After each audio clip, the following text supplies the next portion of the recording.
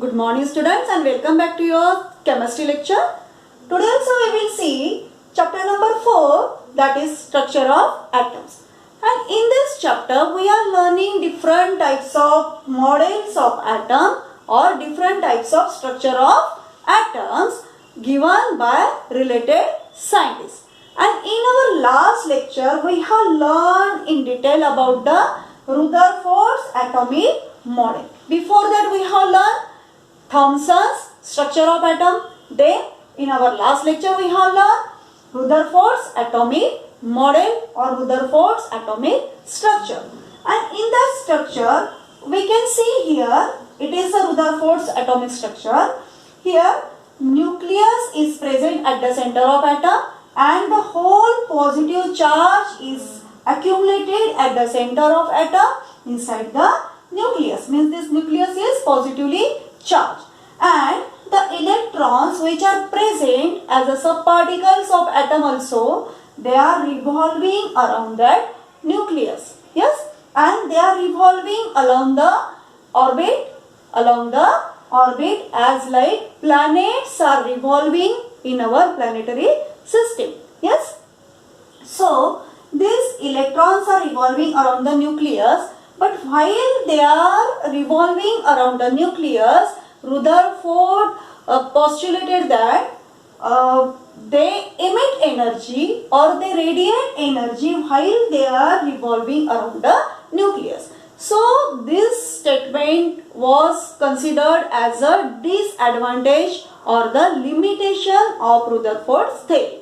So there were many advantages from the Rutherford's postulate, which are that nucleus is discovered here, and again the positive charge is accumulated at the center of atom, that also is discovered. Then orbits are defined here. Orbits electrons are revolving along their orbits and they are revolving around the nucleus, and the most of space in the inside the atom is empty, that also Rutherford postulated. These were the advantages, but along with that advantages there was one disadvantage that was also very important, that he postulated that electron emit energy while they are revolving. But this disadvantage of Rutherford is disproved. This postulate is disproved by the further scientists. Yes, they studied on that structure of atom and they found that according to stability of atom, we know that every atom is stable. Yes, because of that matter is stable. So as the atom is stable, this postulate that this statement that electron emit energy while they are revolving around the nucleus, that statement is false. Yes, definitely, because if the electron emit the energy, what will happen? What can happen? They will lose all their energy and they will fall down inside the nucleus if they emit the energy. But our every atom is stable in structure, so that stable in state, so that the statement is false. Yes, if it happen that the electron will fall down inside the nucleus, then the whole structure of atom will be disturbed, and because of that disturbance the atom will not become stable.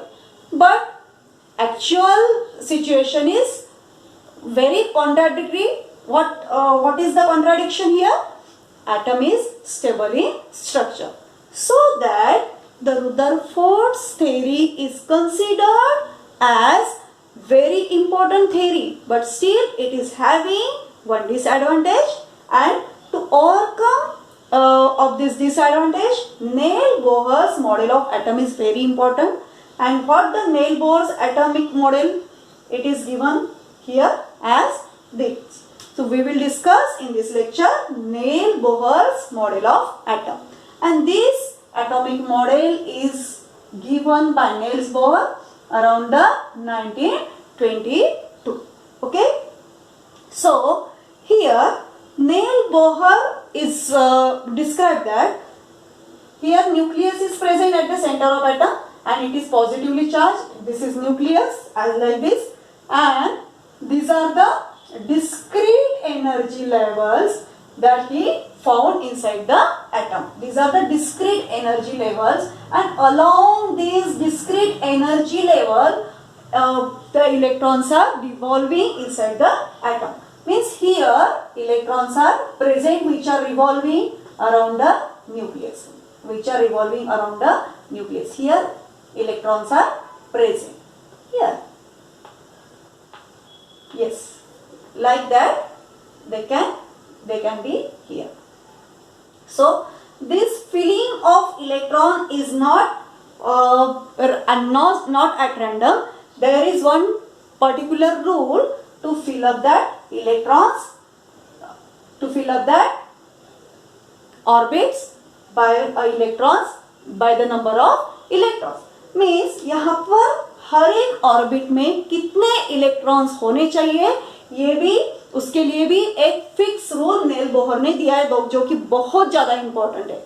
And by using that rule we can define, we can know how many electrons should be in first orbit, how many electrons should be in second orbit, and how many electrons should be in third and fourth orbit, that and so on. So Neil Bohr had given name to the first orbit K, and then second orbit L, and then the third orbit M, and the fourth orbit is named as N. Yes. So K, L, M, N. K, L, M, and N. These are the four orbits, means four discrete orbits of electron, or these are also called energy levels. These orbits are also called energy levels. And again, beyond these four orbits or beyond this energy level also, there are some orbits, but here we have to study about the four orbits. Okay. So he named as the K, L, M, N. K means first orbit, L means second orbit, M means third orbit, and N means fourth orbit. Yes. So electrons are revolving around the nucleus, around the positively charged nucleus in their discrete energy levels. So what is the meaning of energy level? This orbit or this energy levels are having some particular energy. Every orbit is having some particular energy, so that while the electrons are revolving around the nucleus along their particular orbit, the electrons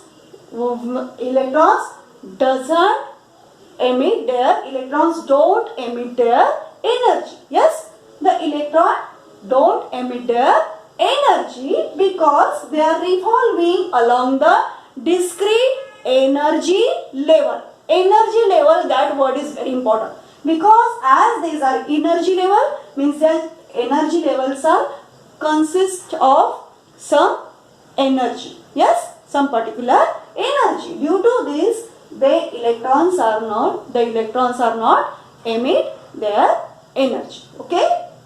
So this is the Niels Bohr model of atom. So what is the Niels Bohr model of atom? At the center of atom there is a positively charged nucleus, and around that here four discrete energy levels are given, and he named as a K, L, M, N to that energy level. First orbit is K, that is innermost orbit, because it is nearest to the nucleus. Nucleus से जो एकदम near है उसको first orbit, nucleus जो second position पे orbit है उसको दिया है सेकंड नंबर का orbit, that is L orbit, and then the third one and then the fourth one, that is K, L, M, N. And along this orbit, electrons are revolving inside the atom. And the filling of electron, the way to fill the electrons along the discrete energy level, so there is some particular rule that we will learn in our next lecture. Means यहाँ पर electron कितने electron यहाँ पर certain number of electrons should be there, that is the rule, and how many electrons should be in first orbit, second orbit, third orbit and fourth orbit, that is the according to rule we will learn. I will only tell here in first orbit only 2 electrons should be, not more than 2 in first orbit. Means in K shell there are number of electrons, 2 definite number of electrons. In L how many? 8 electrons. Then in N how many electrons? There should be 18 numbers of electrons.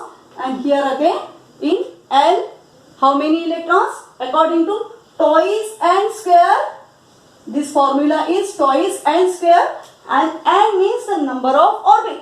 In this first shell, if n is equal to 1, so 2 square is n is equal to 1, then 1 square is 1, 1 into 2, 2. That we will learn in detail, don't worry. Just only I am introducing you. Yes? By using this formula, n is equal to 2 here, 8 number of electron, n is equal to 3. If we will put here in twice n square, we will get the 18 numbers of electron. And in the next, we will get the, how many electrons we will get? N is equal to 4. 4 fours are 16. 16 into 2, 32. Yes. So we will get here 32. So in this manner, we have to fill the electrons inside the energy levels. So they will revolve along the energy level. So this is the Niels-Bohr model of atom. And this is the way of filling the electrons. We will learn in detail. Okay. So first we will learn the postulates given by Niels-Bohr. So what is the first postulate? It is also given in your NCERT book on the page number 50 mostly. So only one certain special orbit, that is discrete orbit of electrons, are allowed inside the atom. Okay. Only certain special orbits, certain number of special orbits are allowed, and these certain number of special orbits are called also discrete energy level. Means discrete orbits or discrete energy levels also they are called, and they are allowed inside the atom. That is the first postulate. Note down in your notebook, from textbook also you can note down. It is properly written in the textbook. So due to lack of space, I have written in short. So second, electron while revolving in discrete orbit do not radiate energy. That is very important. Electron while revolving in discrete orbit do not radiate energy. That is that point is described here, which is given by Rutherford. Yes, Rutherford told that while revolving, electrons emit energy. But here Niels-Bohr disproved that statement, that electron while revolving in discrete orbit do not radiate energy. मतलब ये electron जब energy level में revolve होते, मतलब घूमते हैं, तो क्या वो एनर्जी रेडिएट नहीं करते. रुदरफोर्ड ने बोला था वो एनर्जी रेडिएट करते हैं, इमिट करते हैं, लेकिन Niels-Bohr ने उसको क्या किया, उसको करेक्ट किया ये स्टेटमेंट को, और उसने फाइनल स्टेटमेंट दिया, they do not radiate energy. That is very important. So that Rutherford's atomic model, only that disadvantage is there, and here Niels-Bohr's atomic model is considered superior to that of Rutherford's atomic model. Okay. So these were the postulates of Niels-Bohr's atomic model, and this is the diagram. This is the diagram of structure of atomic model given by Niels-Bohr. Okay.